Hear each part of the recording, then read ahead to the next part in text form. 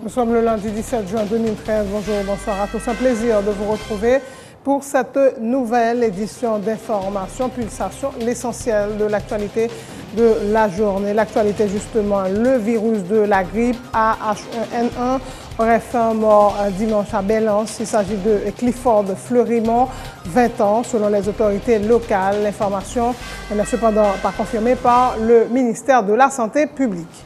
Au moins un mort et un disparu dans le département du Nord-Ouest suite aux pluies diluviennes qui sont abattues sur cette région le week-end écoulé. 13 localités ont été inondées et les dégâts matériels sont considérables. Le bureau de la présidence informe qu'une rencontre d'évaluation s'est déroulée ce lundi entre le chef de l'État, le Premier ministre et plusieurs membres du gouvernement suite aux inondations qui ont frappé les départements du Nord-Ouest, du centre et de l'Artibonite. Le président Michel Martelly qui entendait s'assurer que toutes les mesures de prévention effectives ont été prises par le gouvernement, je cite, pour protéger les vies et les biens de la population durant la saison cyclonique. Le président de la Commission Justice et Sécurité de la Chambre basse met en garde contre toute tentative de retarder le processus électoral et de rendre caduc le Parlement. Le député Fritz Gérald Bourjoli menace même de prendre les armes si le Parlement est renvoyé. Dans l'actualité internationale, le président syrien assure que l'Europe prendrait un risque en cas de livraison d'armes aux rebelles. La conséquence serait une exportation directe du terrorisme sur le vieux continent. Selon Bachar al-Assad, il rejette en outre les accusations des Occidentaux selon lesquelles l'armée syrienne a fait usage d'armes chimiques contre les rebelles. Et dans l'actualité sportive, pour son entrée en lice dans la Coupe des Confédérations, ce lundi, le Nigeria a écrasé Tahiti 6-1 avec un triplé d'Odu Hamadi. Et les Spurs ont dominé Miami dimanche soir lors du match 5, 114-104. San Antonio est donc à une victoire de 5e titre NBA. Voilà, mesdames et messieurs, pour le menu du journal.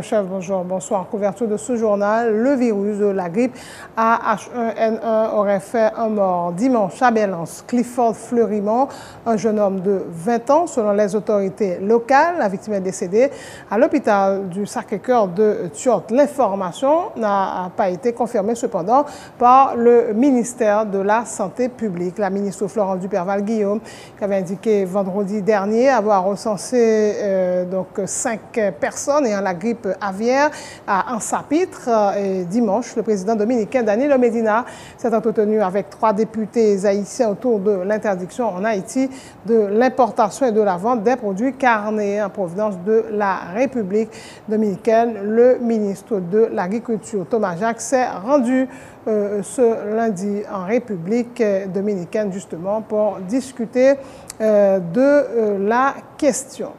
Autre point de l'actualité, au moins un mort, un disparu dans le département du Nord-Ouest suite aux pluies qui se sont abattues sur cette région le week-end écoulé. Plusieurs quartiers sont inondés, des dégâts matériels importants sont enregistrés. Les parlementaires du Nord-Ouest pressent le gouvernement de prendre des dispositions pour apporter de l'aide à la population victime et réduire la vulnérabilité de la région par rapport aux catastrophes naturelles. Le sénateur Mélius Hippolyte dit qu'il est urgent de procéder au curage des canaux d'irrigation et de bloquer les constructions anarchiques. Sinon, prévient-il, la saison cyclonique qui a débuté le 1er juin dernier risque de faire beaucoup de mal au département du Nord-Ouest. Il y a un pile la pluie qui est tombée pendant le week-end et il y a un pile dégâts. Il faut qu'on évalue les dégâts, même qu'on est Port-de-Paix par exemple, et de l'eau rentrée dans presque toute caillou. Et tout affaire, moun yo ap nager sous de l'eau, cabane, matelas, tout ça, yo te gen livre Timoun et Timoun qui va le composer. Mais le problème, Port-de-Paix a mérité une intervention du pouvoir central parce que faut que yo drainer Port-de-Paix, faut que yo capable au moins gagner un service voirie qui a nettoyé canal yo. Et puis faut que dans niveau mairie gagner plus sérieux dans empêcher moun yo construire dans Monio, moi-même toujours dit Port de Paix, son ville cuvette. Et comme moun yo a fait construction anarchique dans tout autour Monio, et yo pratique culture érosive, et bien qui a descendu la boue et sous ville là, et n'importe qui l'appli, une aide dans l'appli, deux aides dans l'appli, Port de Paix, inondé, gagné rivière Vieux-Jour, et du côté de la pointe des Palmis, dans la section Port de Paix, et bien au moins, gagné yon moun qui mourit et yo joine corps. Et c'est une rivière qui méritait un bon curage pour empêcher et l'autre la pli pas faire plus de dégâts. Parce que jardin moun yo allé, bétail yo allé, et c'est même bagaille dans Saint-Louis du Nord. Saint-Louis du Nord, il y a une petite rivière, il y a une rivière bar. Au moins, rivière bar, il y a un corps et qui est allé dans de l'eau. Et ça, il a fait des recherches, il n'y a pas joindre corps, mais en pile bétail, moun yo, jardin yo, et allé tout. Donc, l'attente que yo fait un pont sur rivière bar, et travail a commencé déjà, mais il faut qu'il y ait un travail d'endiguement qui fait pour être capable de protéger et pont et protéger la vie mounio. Le bureau de la présidence informe qu'une rencontre d'évaluation s'est déroulée ce lundi entre le chef de l'État, le Premier ministre et plusieurs membres du gouvernement, notamment les ministres de l'Intérieur et de l'Économie et des Finances, suite aux inondations qui ont frappé les départements du Nord-Ouest, du Centre et de l'Artibonite. Le président Martelly entendait s'assurer que toutes les mesures de prévention effectives ont été prises par le gouvernement pour protéger les vies et les biens de la population durant la saison cyclonique. Le chef de l'État appelle la population à la vigilance et à suivre les consignes des autorités compétentes. Le député de Jean Rabel regrette que le gouvernement qui dit accorder la priorité à l'environnement avait réduit de moitié pour l'exercice 2012-2013 le budget alloué au ministère de l'Environnement, qui a-t-il souligné n'est pas représenté dans les régions. Johnson Juste déplore également la décision du gouvernement de réaffecter les 26 millions de gourdes initialement destinées à la réhabilitation de l'aéroport de Port-de-Paix, un autre département. Il dit attendre des explications avant le vote du prochain budget devant être déposé au Parlement le 30 juin prochain. Hier, je veux dire, il n'y a pas de surprise pour tout le monde. Il faut que nous considérions que le gouvernement Martelly Lamotte là, environnement, c'est priorité au gouvernement ça. Non seulement on dit environnement, c'est priorité, mais ça pas reflété dans le budget ministère environnement. Et ensuite, comme nous toujours disons, le ministère environnement pas présent dans le département. Et Nord-Ouest, nous avons plus que 2 ans depuis qu'on a parlé, nous dit que le ministère environnement pas présent dans le département Nord-Ouest, mais je veux dire, Port-de-Paix inondé. Mais nous connaissons le problème là, il y a un bassin versant des Mélisses qui surplombe ville Port-de-Paix, qui est complètement dégradé, avec des construction anarchique. Donc aujourd'hui, on a constaté au niveau ville Port-de-Paix, tout drain est complètement obstrué.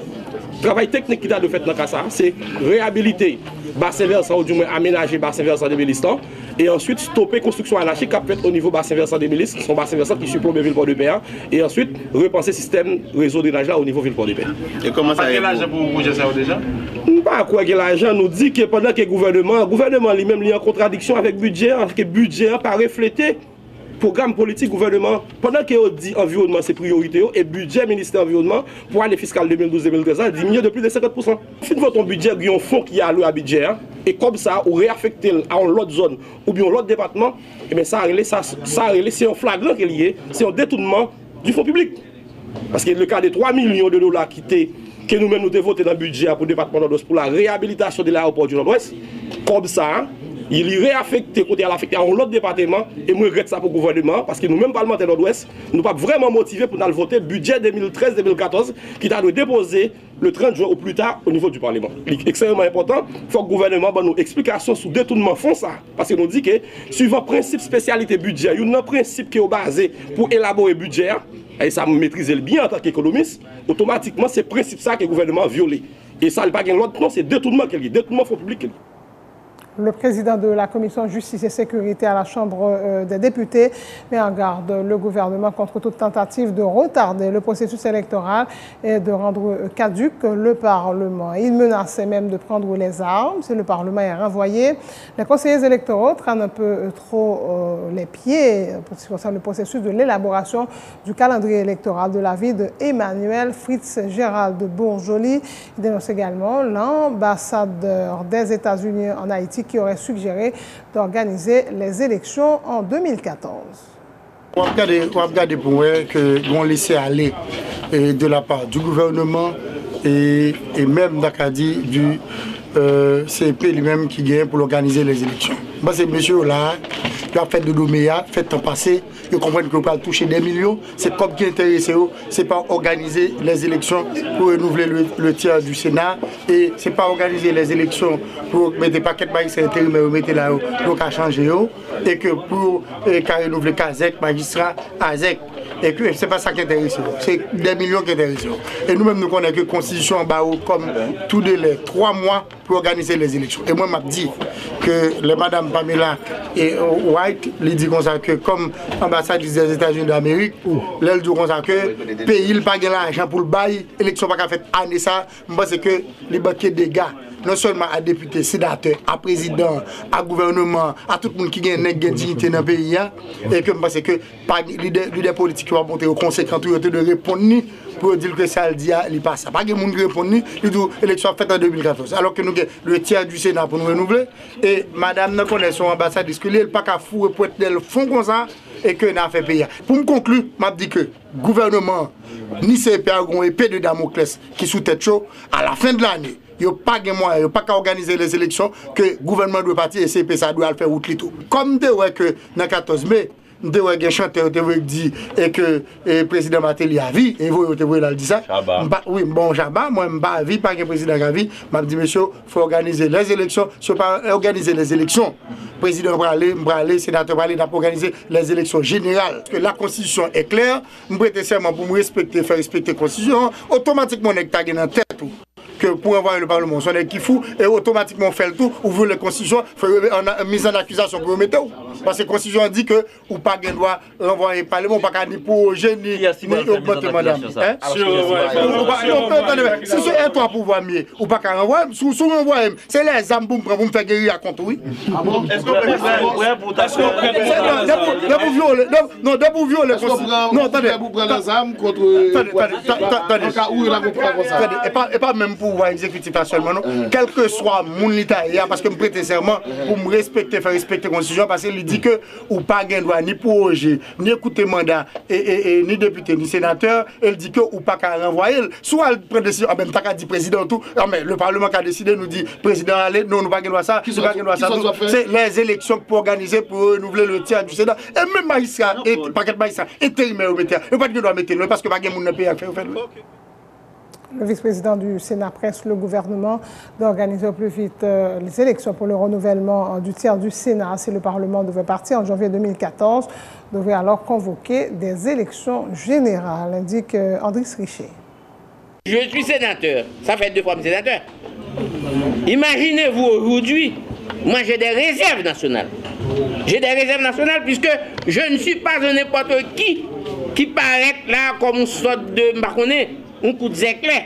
J'ai des réserves nationales. Il y en a d'autres comme moi qui ont des réserves nationales.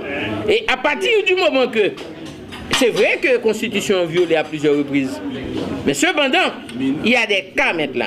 L'arrivée là-dedans, mon cher Mabdou Maga, sous bêtisé, je vais te la gâter pour tout le monde. Comment la gâter? Son plan, et stratégie a quitté là toujours. Ça veut dire que c'est ça moi-même d'un conseiller négro. Je leur donne un dernier conseil. Et j'en appelle surtout à M. Lamotte, que moi, et à M. Lamotte pour l'instant, qui est le chef du gouvernement, que vous me dites le premier dans ce sens. C'est-à-dire, si pour des raisons indépendantes de volonté, monsieur, dans CEPO, et que vous n'avez pas capable d'organiser l'élection totalement, maintenant, il y a intérêt à organiser le tiers du Sénat. Et puis, le tiers du Sénat organisé, vers le mois de février, il y a organisé les municipalités. Il y a intérêt à faire.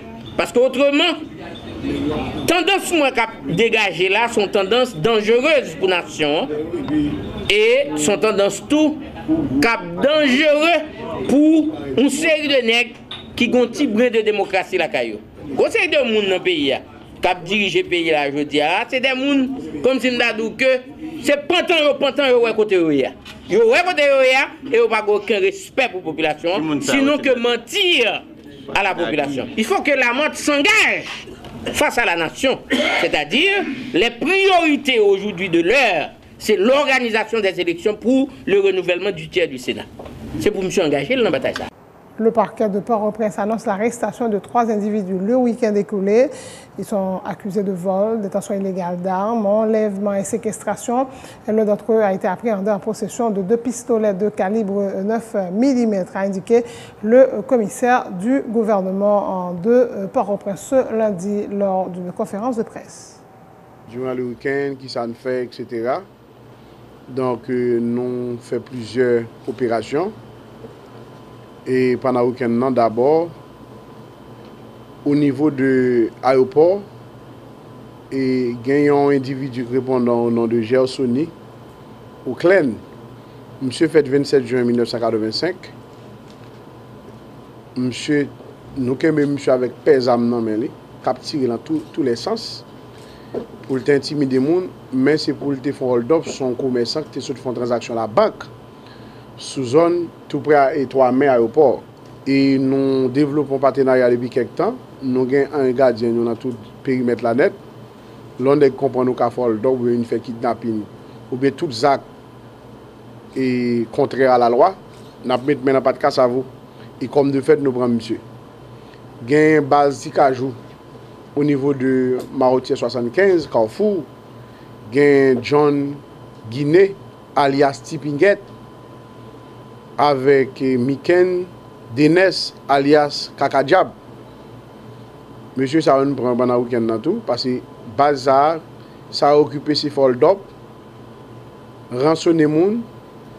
Monsieur ça a frappé dans la manne du matin tout. La manne du matin hein, pour moun qui pas connaît, c'est pas émission évangélique qu'on a parlé de moun qui a levé matin pour aller fouiller moun, déchapiller moun. Monsieur kidnappeur a une stratégie que développé, faut me dire ça. Qu'on y a à une époque, on a arrêté 2 tables dormir sous tête pied bois et tourner dans dormir sous tête pied bois encore. Son façon, l'un débarquer, pour qu'on le soir, nous souvent faire opération, eh bien, pour être capable de échapper, ou bien dormir sous dokaï. C'est 2 côtés utilisés, dokaï avec pied bois. Et n'a dit, moun cap coûter nous la cap garder nous là, faut faire en pile précaution. Monsieur utilise dokaï là, on va la caille ou pas même rendre compte si il y a des gens qui jouent dokaï là. Mais au fond, c'est au cas où la police a venu pour échapper. Nous avons une stratégie de dénoncer ça et il faut nous plus vigilants avec malfrats, malandrins, qui ont utilisé toute stratégie criminelle pour faire souffrir. La secrétaire d'État à l'intégration des personnes handicapées accorde une subvention financière à un groupe de 50 handicapés, 15 000 gourdes par personne. Cette subvention entre dans le cadre du programme de support des activités génératrices de revenus pour les handicapés mis en place par la secrétaire d'État Emmanuel Paul. Ce sont 50 personnes à mobilité réduite qui ont bénéficié de la subvention de la secrétaire d'État à l'intégration des personnes handicapées. Elles ont reçu 15 000 gourdes chacune. Une aide visant à encourager les handicapés ayant une activité commerciale, a indiqué le secrétaire d'État à l'intégration des handicapés, Gérald Auriol. Suite avec analyse différents dossiers, et Jean nous a annoncé, nous avons chaque et moun yon petit support économique. Donc en fait son programme qui concerne 50 moun, 42 moun handicapés et 8 parents moun handicapés. Jean-Fritz Raymond est devenu handicapé suite à un accident de la circulation en 2008. Depuis, il n'avait cessé d'être chahuté dans son quartier, mais il ne s'est pas laissé décourager. Voulant retrouver sa place dans la société, Jean-Fritz Raymond s'est lancé dans le commerce de vente d'appels téléphoniques Papadap qui allait être transformé en cybercafé. Moi, j'ai commencé avec Papadap Papadap la pas de bénéfice. Même des gros rêves, depuis 2008, je vends Papadap. Sous 10 gouttes, ou vend, ou fait 91 centimes. Dans 91 centimes, mettez on 40 centimes là chaque jour pour me subvenir à tout ça, je suis capable. Je dis à Dieu soit loué, rêve la réaliser. Mettons Timini, cybercafé la caméra, m'a desservi toute communauté, nation la avenue Popla, Wikaravel, Solino. Un compte bancaire sera ouvert pour les 50 premiers bénéficiaires, a indiqué Gérald Auriol. Le secrétaire d'État à l'intégration des handicapés invite ces petits commerçants courageux à faire une bonne gestion des fonds mis à leur disposition. Nous souhaitons que tout le monde apprenne le business au sérieux, parce que nous connaissons les moyens économiques très faibles. Donc si je ne dis pas, nous avons chance de joindre une petite subvention, nous souhaitons vraiment que nous établissions pile discipline dans le travail là. Avant le décaissement, plusieurs séminaires de formation ont été organisés à l'intention des bénéficiaires. Des inspecteurs de la CEIPH avaient également effectué des visites surprises chez les personnes concernées en vue de vérifier la présence physique de leur négoce. Cette subvention entre dans le cadre du programme de support à des activités génératrices de revenus mis en place par la Secrétariat d'État. À la fin de ce journal, le rappel des titres, le virus de la grippe AH1N1 aurait fait un mort dimanche à Belance. Il s'agit de Clifford Furimont, 20 ans, selon les autorités locales. L'information n'est cependant pas confirmée par le ministère de la Santé publique. Au moins un mort et un disparu dans le département du Nord-Ouest suite aux pluies diluviennes qui sont abattues sur cette région. Le week-end écoulé, 13 localités ont été inondées. Les dégâts matériels sont considérables. Le bureau de la présidence informe qu'une rencontre d'évaluation s'est déroulée ce lundi entre le chef de l'État, le Premier ministre et plusieurs membres du gouvernement suite aux inondations qui ont frappé les départements du Nord-Ouest, du centre et de l'Artibonite. Le président Michel Martelly entendait s'assurer que toutes les mesures de prévention effectives ont été prises par le gouvernement pour protéger les vies et les biens de la population durant la saison cyclonique, selon le bureau de communication de la présidence.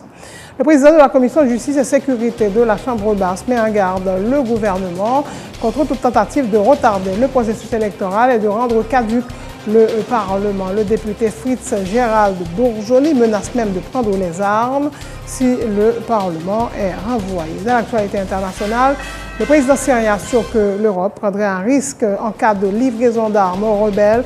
La conséquence serait une exportation directe du terrorisme sur le vieux continent.